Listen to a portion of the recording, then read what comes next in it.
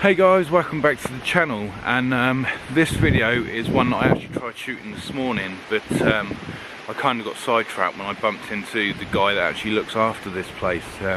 We're down at Kilkhampton Common in near just outside of Bude in Cornwall, and while I was down here taking some shots and filming this video this morning, I bumped into the guy that looks after all the land around here, who lives just behind us, and we got chatting, and his wife and that looked at some of the pictures I was taking, and I'm assuming because they take an interest and look after this land, they want to know what I was up to, and they actually invited me back to their house, which is a lot of land up there. And he used to have an old tourist attraction where there's go-karts and a big boating lake and things like that, and he took me on a tour of his land, and it's given me some content for some more videos actually, because we're going to go up there with him at some point in the future and basically look around the land, look at the old attractions.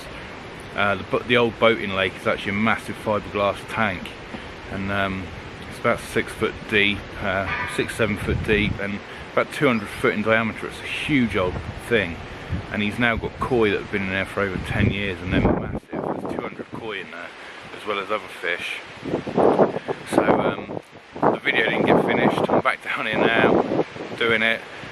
Basically, I'm talking about the M100, the Canon EOS M100, which is my new camera. I picked it up last night, and I'm actually recording on it now, just to give you an idea of what the stock video is like from the Canon, and the mic as well, because it doesn't have the capability to plug in an external mic, and I think that's a downside for a lot of buyers, but from what I can see, you know, it seems fine.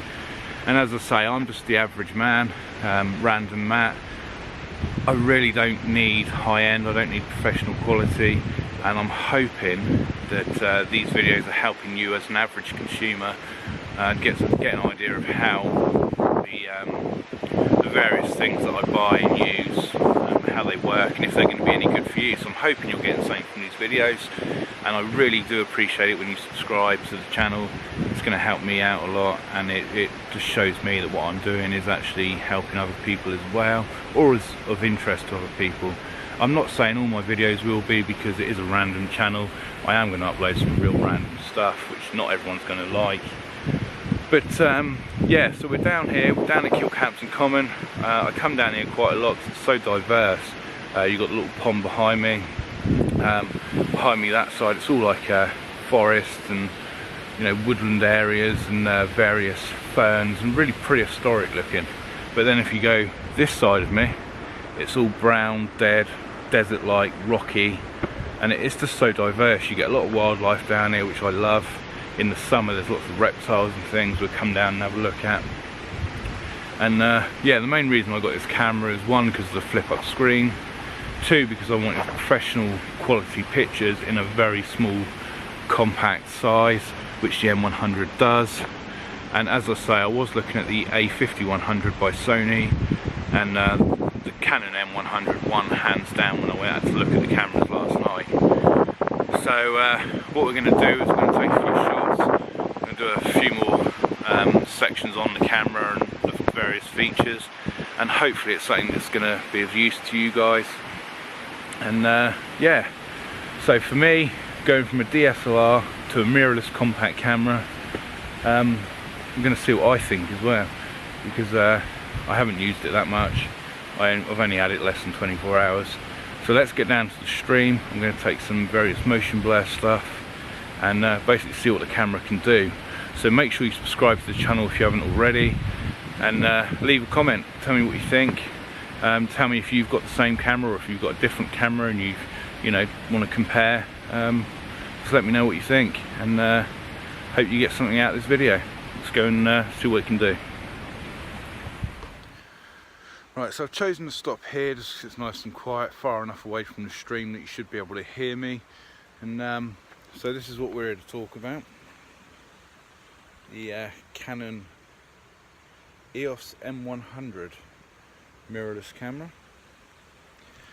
And I ended up plumbing for this one because in Argos it was nearly £400, but I was online and I saw it in Curry's for £3.19. So I decided to go up to Curry's PC World last night, and I had a look at the Sony A5100, which was my first choice actually, not the M100. I wanted the Sony A5100. But when I actually got to Curry's and started playing around with the Sony, I found that doing things like changing the shutter speed and all that, it just became a real headache. There were so many sub menus and things like that to change different settings on the camera. I decided against it, asked to see the M100, and it ended up being the camera I went for just because of how easy it was to use. I did have the Canon EOS 600D DSLR, that was my last camera, and I loved it, especially the telephoto lens, because it meant I could get, you know, some really good shots of things that were a bit further away. So I'm in two minds now whether to get the 200mm lens for the M100 or just to go back and get another sort of entry-level DSLR with a zoom lens.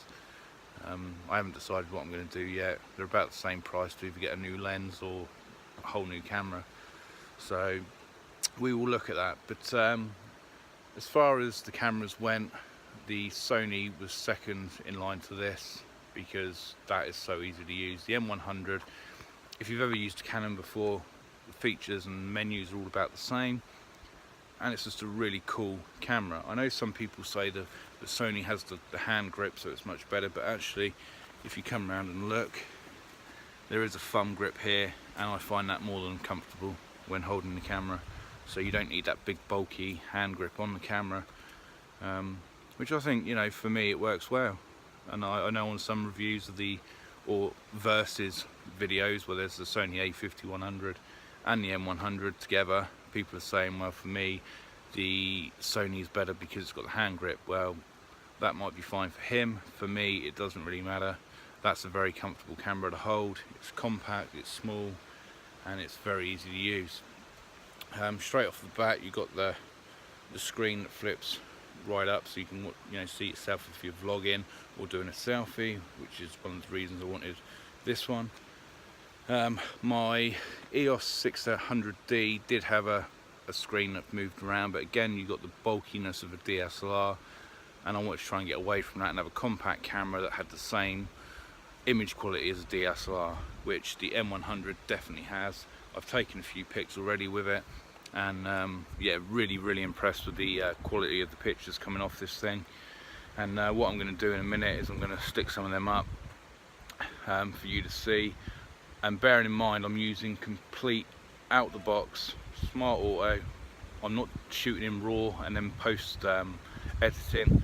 It's all straight out the camera, no messing around, no filters. It's just what the camera's doing, so that should give you a good idea. Again, I'm not going to sit here and talk about, you know, the different ISO settings and apertures and things like that, because if I'm being completely honest with you, I don't understand them myself. I just know what I want, and I'm hoping it's the same as most average consumers. They just want a really good camera, which they have to do as little as possible with to get great shots.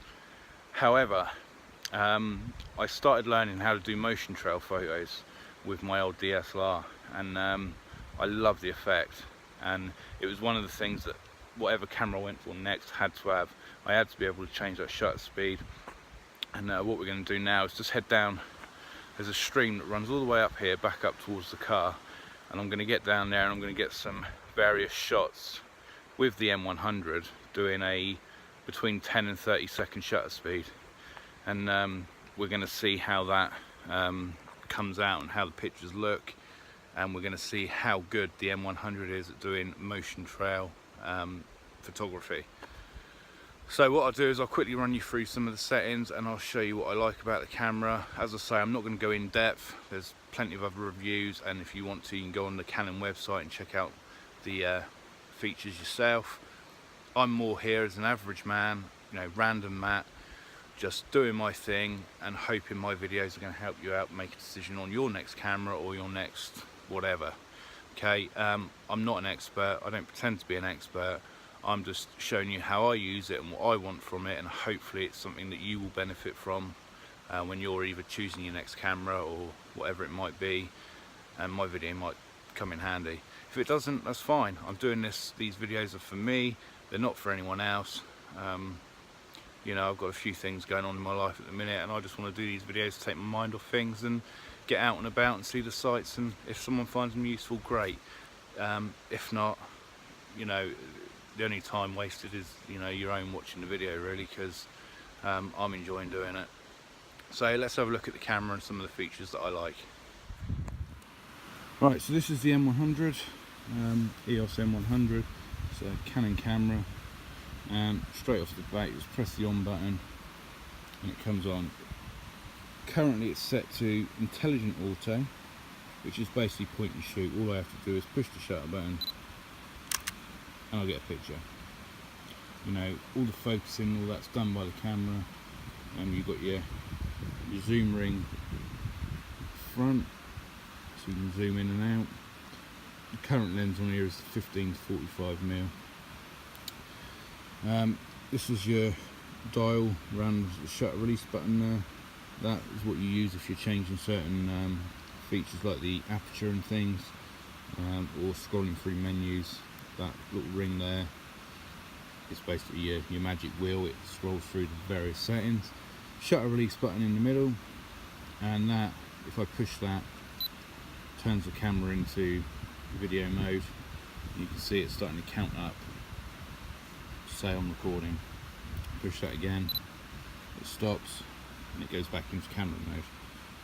Okay, so as I say, the screen tilts, and it is touch screen as well, so you can scroll through, and this is when this thing comes in handy. You can change the image size and things like that. And then if you come out of that, up here is your, you know, various other information, Bluetooth, flashes off. If you come around the side here, there's a little toggle there next to the flash thing. Push that, slide it, and up comes the flash. Okay, and now you can see that that's changed, and it's now an auto flash, so that will go off whenever it senses it needs it. Okay, it didn't then, there's enough light in the picture. Push the flashback down, and that turns the flashback off, as you can see. Okay, now when it comes to my everyday photography, I will probably use it in auto. I don't need to mess around with settings too much. The camera does it all for me, so it will always stay in the green intelligent auto mode. Now when I want to change features, if you turn it that way, you get manual exposure. If you come up and click on the M, you can change 3 different settings. You've got aperture priority, shutter priority, program, and you've got all your various other modes here as well. Now whichever mode you select, you can basically change the various things. I mean, this one here, that's my shutter speed, which is currently set to 30. If I change that down, and the thing I like about this camera is as you change the settings, you get a live view basically of what the camera's doing. And so you use your scroll there, but you can also, when this is the ISO, you can also just basically run your finger along. And as you can see, as I'm getting it about right, you can even have it in auto for the ISO. And that's a 4-second shot. And as I say, it's basically live, so you're seeing what the camera is going to take. Unlike with DSLRs, you basically, you know, change the settings, take a picture, and then work out if you need to change the settings anymore. Whereas this one, I mean, if I have too much ISO, it just blows the picture out, and I know that's not going to be a very good picture when I come to take it. Which for me, as a bit of an amateur hobbyist photographer, you know, I like that. I like the fact that I can see how my picture's going to look before I take it. And as I say, that in any of the modes, so if I come back here, manual exposure, again you basically get that live view, and you can change everything about it. you know, your shutter speed, your aperture, ISO, everything, which is great. Hybrid auto. Basically, the great thing is before you commit to any of these settings, it tells you a bit about what it is, and then you can press OK, and it, you know, it's there. Okay, so again, just check the picture, and it does it all for you. So, and then lastly, you've got obviously moving mode, and if you go into that one, you've got time lapse, which is great as well, because if you then press menu, you can go through and change everything, and you can also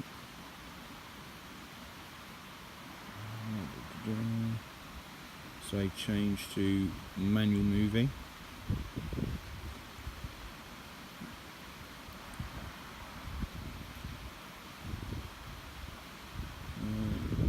Press that, you can change all your apertures.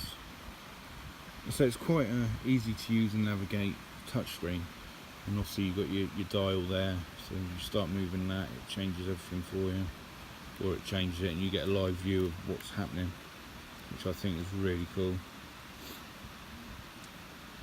And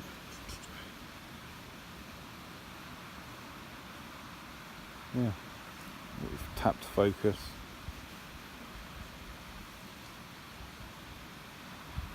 You can change all your bits and bobs here. So it's a cool little camera. Press that, you get your playback, up to erase. That's your flash button. You can scroll through. As I say, it's really easy camera to use. And depending on what mode you're in, so now we're in playback.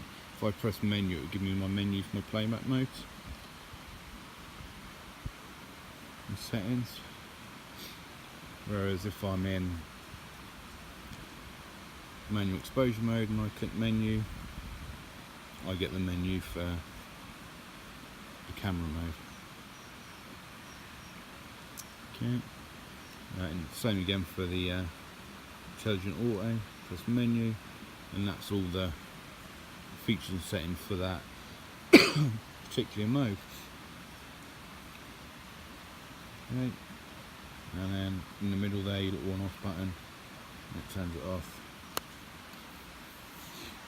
And so that's the menu. You've got your playback, the little Wi-Fi one, thumb grip.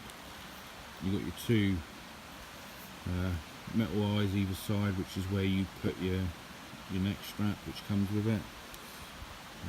In there you've got USB and HDMI outputs and inputs, memory card slot. It's the lens release button. Underneath, I've taken it off the tripod for this. You've got your battery slot where your rechargeable battery goes. Have a look at it from the front. And there we go. If I do that, that's the lens back in. So it's a really sleek little camera. I really like it, what I've seen of it so far. As I say, I've only had it less than 24 hours. So yeah, I haven't done a great deal with it yet. But what we're going to do now is I'm going to go get some motion trail shots to share with you guys, and you know, for me that's one of the things.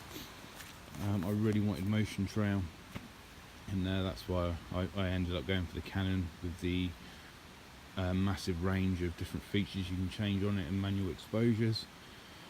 And I just found it easier to use and navigate than the Sony A5100, which is about the same price band, and you know, a slightly bigger sensor, not by much. And that for me wasn't enough to swing it, and I went for the M100. And at the moment I'm not really looking back. It's a really good camera, really easy to use, very sleek and lightweight, and easy to manage. So the video you saw just now was recorded on this. That'll give you an idea of what the internal mic is, because unfortunately there isn't an option to plug in an external mic to this camera, nor is there a remote plug, so you can't plug in a wide remote. However, the Canon app does control the camera via Bluetooth. So if you are using it in bulb mode and you want to do a long exposure, you can do all that and control it without touching the camera via the app, which is what I'm going to use in a second to get some motion blur. And I think that is pretty much everything covered on the camera. There is an awful lot of features to it. As you saw in the menu there was various modes you can put it in, and I don't think it would benefit anyone really for me to go through all of them, because if you're like me and you're the average consumer, hobbyist photographer, whatever, you know, you're only going to be interested in a couple of the modes. And I'm sure at some point there'll be a video on every mode that the camera has to offer, but that would be a very long video. There is you know, there's various modes and filters you can put on. There's a toy camera mode. You know, it's a very feature-packed camera for such a small camera anyway, and really good price. And again, I think the reason I went for the M100, because Curry's PC World actually classify the Sony as a hobbyist camera, whereas the M100 here they classify as a performance camera. And again, I wanted to try and get as much bang for my buck, if you like, when it comes to quality and ease of use, and the Canon just won hands down on that, and here I am with it. So I'm going to take a few different shots, some close-ups, some landscapes, some motion blur, and as I say, there is no editing in these photos whatsoever. When I get home, I'll plug the memory card in and I'll upload this video. There will be no editing whatsoever. So what you'll see in these images that are following are straight from the camera, no messing around, no special filters or post-production editing at all. This is all the camera, and everything you see is what the camera's doing. So hopefully you've got something from this, and it's helped you out. So I'm really impressed. The reviews I found on YouTube weren't that great for the Canon. There wasn't many, it was mainly people talking about the various functionalities of it, and I'm really impressed, really impressed. I've had a lot of cameras in my time, and I'm really glad I went for this. It surprised me quite a lot on what it can do, and hopefully the images you're about to see will also show you that. So let's get down to the river and take a few shots.